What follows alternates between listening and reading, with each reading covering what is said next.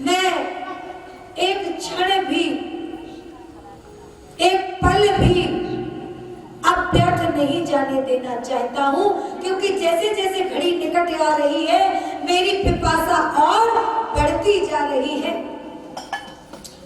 अब तो आप ये बताओ कि भगवान ने, जिन्होंने मेरी गर्भ में, जब मैं अपनी माँ उत्तरा के गर्भ में था, मेरे पिता वीरगति को प्राप्त हो चुके थे, मेरी माँ वैधव्य को प्राप्त हो चुकी थी, उस अवस्था में मेरी माँ की पुकार सुनकर के जिन्होंने मेरी रक्षा करी, मेरे कुल की, मेरे वंश की, मेरे परंपरा की सुरक्षा करी, उन्होंने आगे क्या किया मैं ये जानना चाहता हूँ। हे भगवान, आप मुझ पे कृपा करके भगवान की और मधुर से मधुर लीलाएं श्रवण कराइए।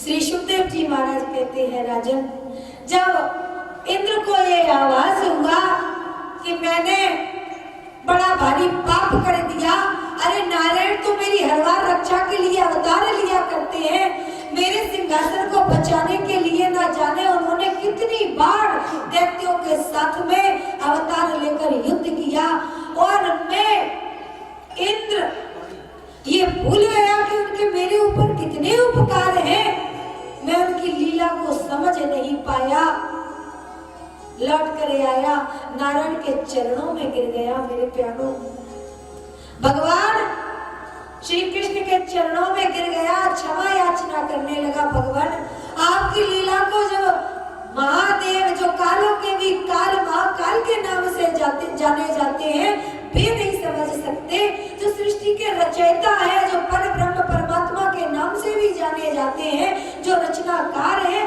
जब वे भ्रमित हो सकते हैं, वे मोहित हो सकते हैं, तो प्रभु मैं तो इन सबसे छोटा हूँ ना, क्योंकि मेरी गणना त्रिलोकीनाथ में नहीं है, मैं तो स्वर्ग का राजा मात्र हूँ, मैं तो देवताओं का राजा मात्र हूँ। भगवान को दया आ गई इंद्र पर, कितने दयालु है मेरे गोविंद, कितने दयालु है मेरे केशव, कितने करुणावान है मेरे माधव, जिनके रोम रोम में भक्तों के प्रति केवल और केवल प्रेम भरा हुआ है, दया भरी हुई है। बोलिए भक्त वत्सल भगवान की जय, बोलिए श्रीमद् भागवत महापुराण की जय। क्षमा कर दिया, इंद्र को भी क्षमा कर दिया, ब्रह्मा जी को भी क्षमा कर दिया।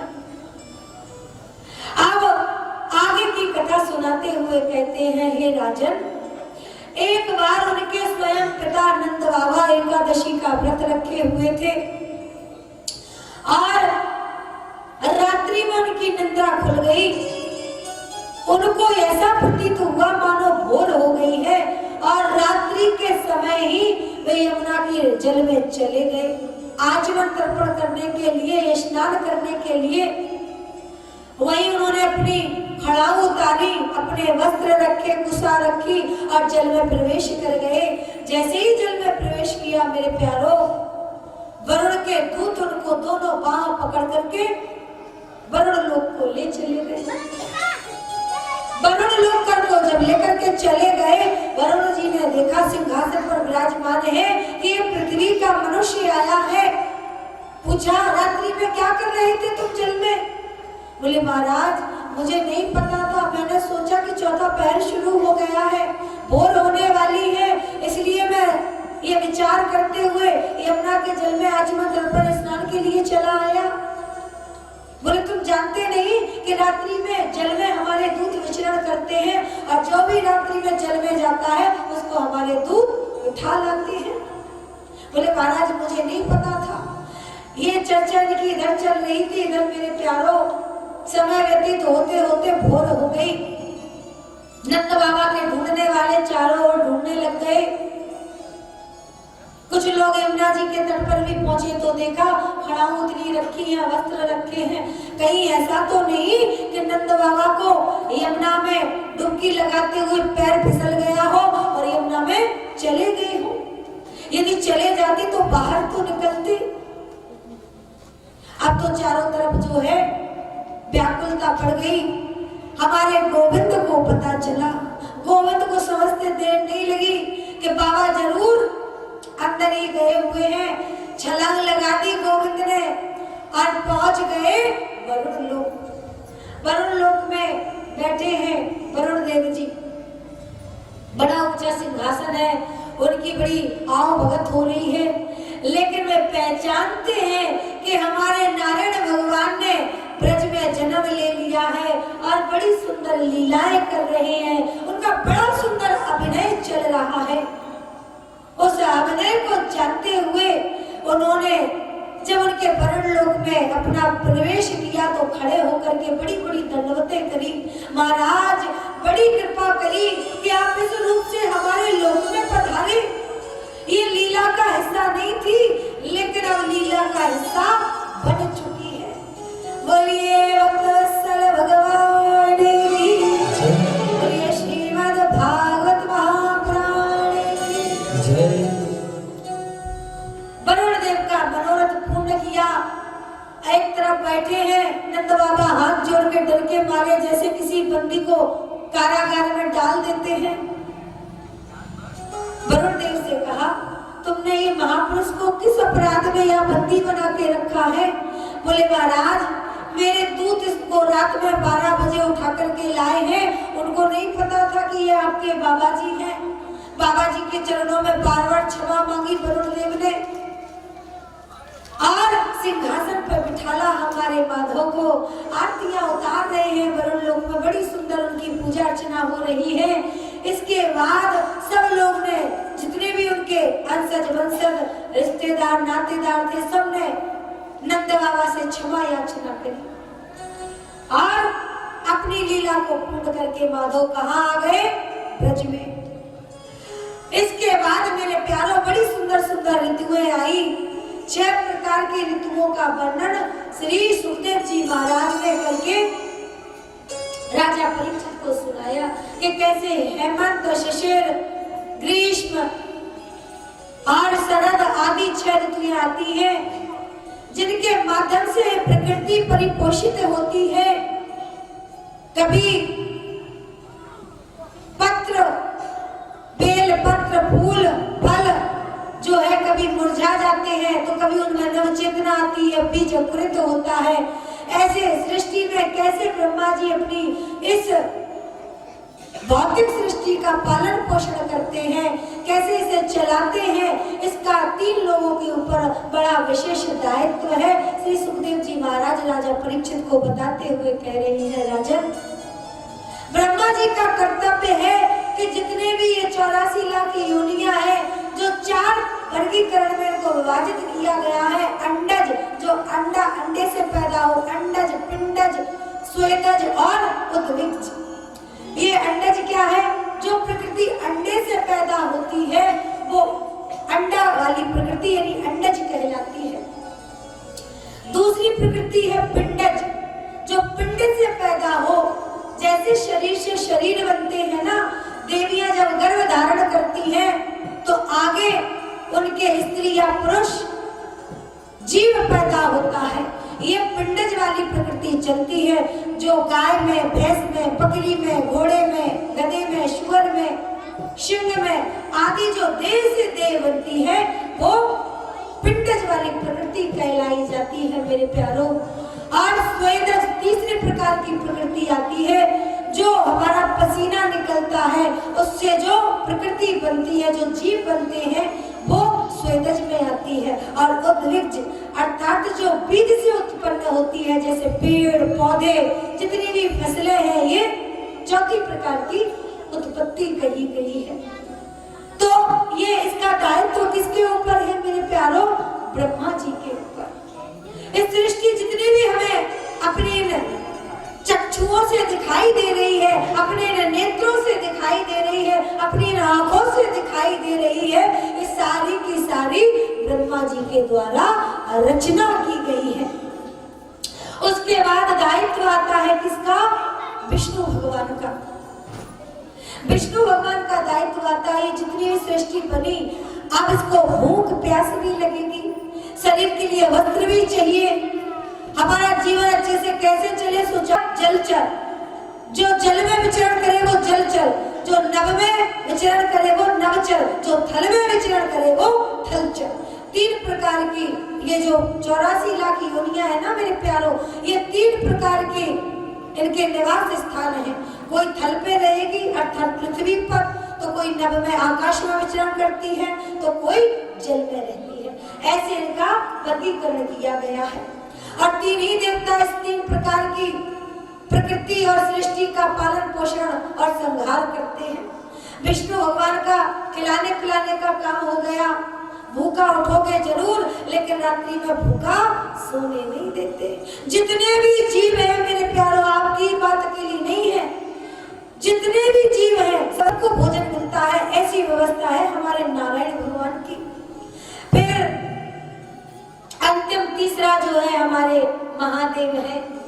जब देख लेते हैं कि ये चीज जीर्ण शीर्ण हो गई है, इसकी आयु पूरी हो गई है, तो फिर उसका संहार करते हैं हमारे महादेव।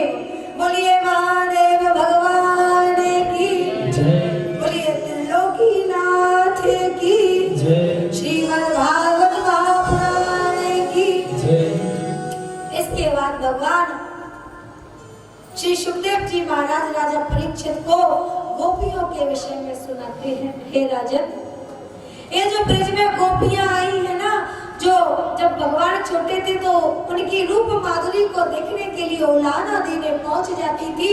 यही गोपियां बड़ी हो गई है, लाला भी थोड़े बड़े हो गए हैं, तो अब क्या कर रही है? अब भगवान के साथ इनकी इच्छा है कि हमारी और अधिक से अधिक लीलाएं भगवान के साथ हो, ताकि भगवान के साथ हमारा नाम जुड़ जाए।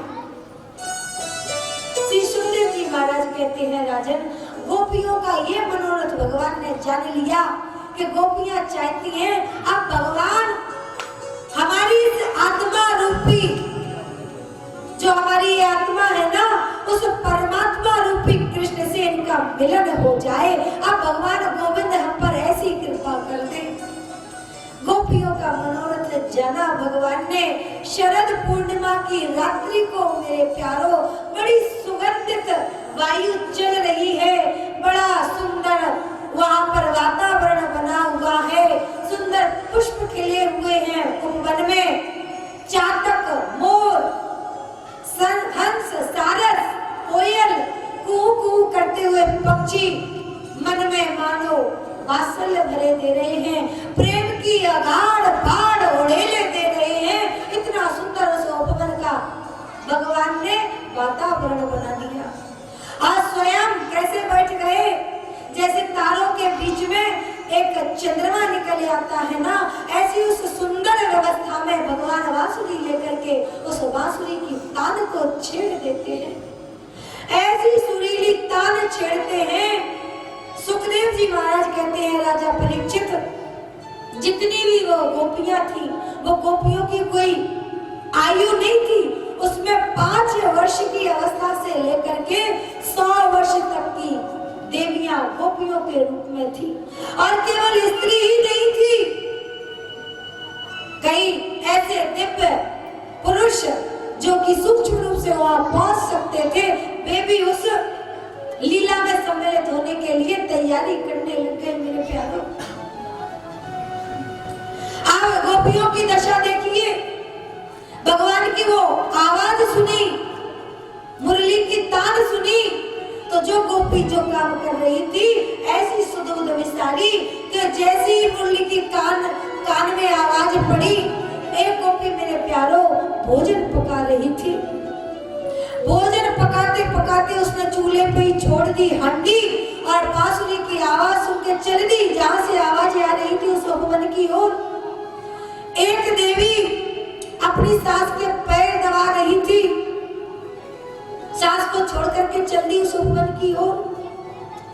एक गोपी अपने पति को भोजन करा रही थी और जहां बांसुरी की आवाज सुनी छोड़ करके चल दी उस उपवन की ओर।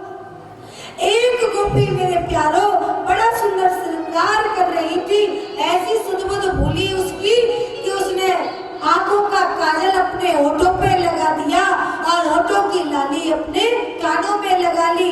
नीचे के वस्त्र ऊपर पहन लिए, ऊपर के वस्त्र नीचे पहन लिए और उल्टा पुल्टा श्रृंगार करके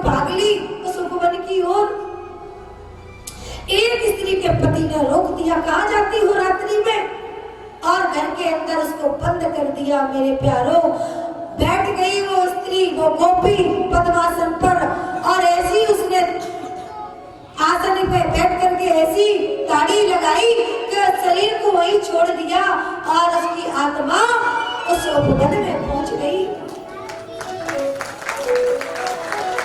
राजा परीक्षित ने पूछा, महाराज, इन गोपियों की इतनी बड़ी ऊंची स्थिति ये संभव कैसे हुई? बोले, राजन, जैसा कि मैंने तुम्हें पूर्व में बताया, ये गोपियां कोई साधारण गोपियां नहीं है, ये कोई साधारण स्त्रियां नहीं है, ये बड़े बड़े ऋषि मुनि तपस्वी, बड़े बड़े भक्त जिन्होंने भगवान को ज्ञान के माध्यम से नहीं पा पाया और उनके मन में इच्छा शेष रह गई कि इस आत्मा रूपी पत्नी का विवाह उस परमात्मा रूपी पति के साथ में हो जाए, तो भगवान ऐसा कोई सुलभ साधन तो बता दो। उन्होंने कहा, द्वापर में आना, सबका मनोरथ पूर्ण करूंगा। ये वही सुअवसर अब प्रारंभ होने जा रहा है। सारी गोपियां पहुंच गई और भगवान अब राजे हैं। मेरे प्यारो, एक कदम के पेड़ के ऊपर बांसुरी की तान अनेत्र बन के बजाए जाते हैं। गोपियों के आभूषणों की आवाज जब सुनी, बोलिए रास बिहारी भगवान की। अब भगवान ने रास की लीला प्रारंभ कर दी। मेरे प्यारो, आज हम भी कथा के माध्यम से यहाँ देवियों की रास लीला देखेंगे। जो देवियां नाचना चाहती हैं वे अपना यहाँ रास के माध्यम से नाचे, जैसे भगवान वहाँ गोपियों को नचा रहे हैं। जितनी गोपियां उतने भगवान के रूप और गलवैया डाल करके बड़ा भारी नृत्य चल रहा है। हम भी यहाँ पे भजन के माध्यम से उस रास लीला का आनंद लेंगे। भगवान की, भक्तवत्सल भगवान की, बोलिए श्रीमद् भागवत महापुराण की। गलवैया डाल करके भगवान श्री कृष्ण और गोपियों का मनोरथ पूर्ण कर रहे हैं, लेकिन गोपियों के मन में अभिमान आ गया। ये अभिमान कहां से आ गया? जब किसी को सुंदर रूप की प्राप्ति हो जाए, जब किसी व्यक्ति को, किसी नारी या पुरुष को सुंदर रूप मिल जाए या बहुत बड़ा पद मिल जाए अथवा बहुत सारा धन प्राप्त हो जाए अथवा जब जवान हो, इन चारों अवस्थाओं में मेरे प्यारो जीव को बिना अभिमान के जीव रह नहीं सकता। मेरे प्यारो, कुछ शत्रु ऐसे होते हैं जो बाहर से आघात करते हैं, प्रहार करते हैं, लेकिन कुछ शत्रु हमारे अंदर बैठे हुए होते हैं जो हमें अंदर से परेशान करते हैं। काम, क्रोध, मोह, लोभ, अभिमान, ये ऐसे शत्रु हैं जिन पर हमें कड़ी दृष्टि रखनी चाहिए। कहते हैं ना, जो बाहर से आक्रमण करेगा तो हमें पता रहेगा, लेकिन जो अंदर से ही आक्रमण करते हैं उसको कैसे जाने, कैसे पहचाने? तो विद्वानों ने पहचानने की कला भी बताई है। श्री सुखदेव जी महाराज कह रहे हैं, राजन, जब हमें किसी के वैभव को देख करके उससे प्रसन्नता ना हो तो समझ लेना हमारे अंदर जो शत्रु बैठा है ना, उसने हमें अपनी शत्रुता से परास्त कर दिया है। जो हम दूसरे के वैभव को देख करके प्रसन्न नहीं हो रहे, खुशी नहीं मना रहे, समझ लो हमारे ऊपर शत्रु हावी है।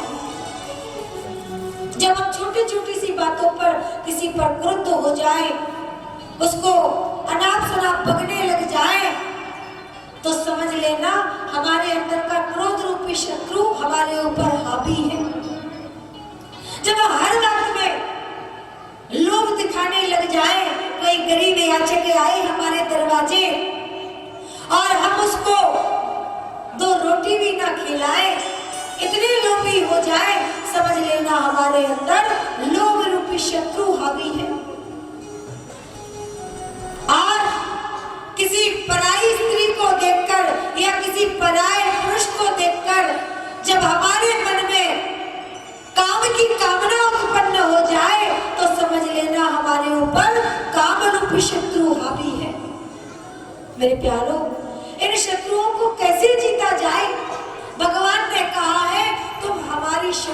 जाओ, तुम पावन हो जाओगे, तुम विशुद्ध हो जाओगे। गोपियों के अंदर अभिमान आ गया मेरे प्यारो, भगवान अंतर ध्यान हो गए। गोपियां विलाप करने लग गई, रोने लग गई, एक दूसरे से पूछती है, बड़ी सुंदर सुंदर वह कृष्ण बन करके लीलाएं करती है और खोजती हुई अंदर चली जाती है जंगल के अंदर।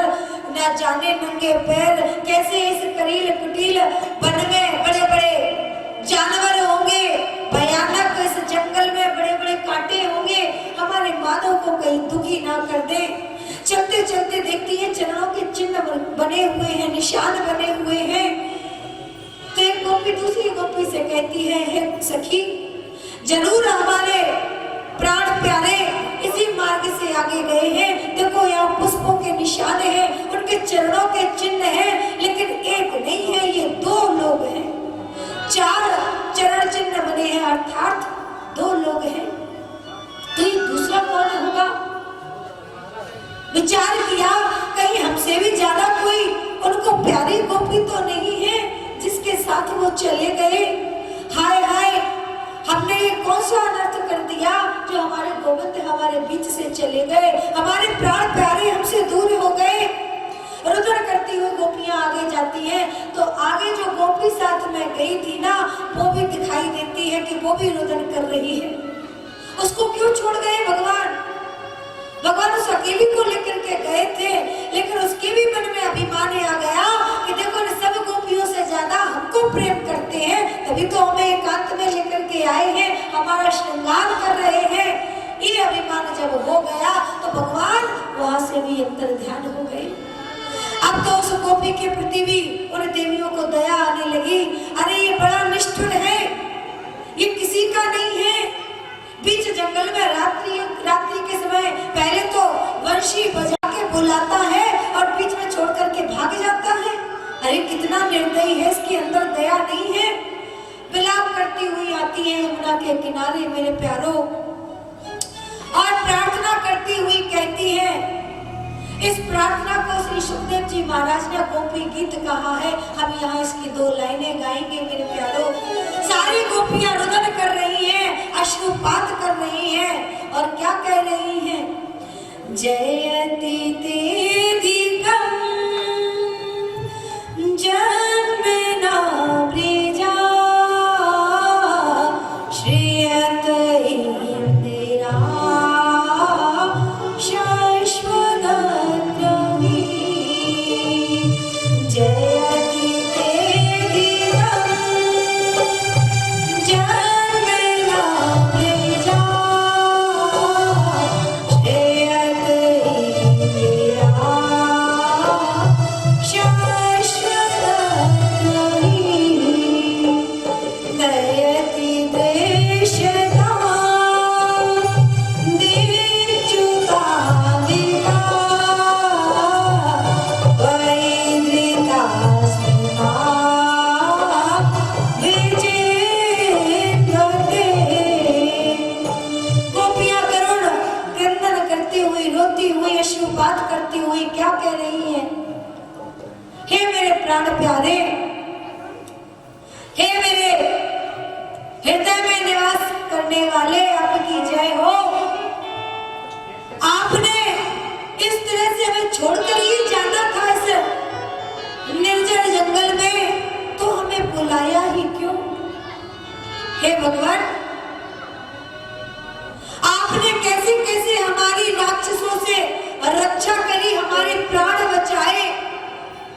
न जाने कितनी बार ब्रजवासियों पर ऊपर विपत्ति आई, हमारे ऊपर विपत्ति आई, आपने सबसे हमारे प्राणों की रक्षा करी। अरे निर्गुण गालियां भी दे रही हैं।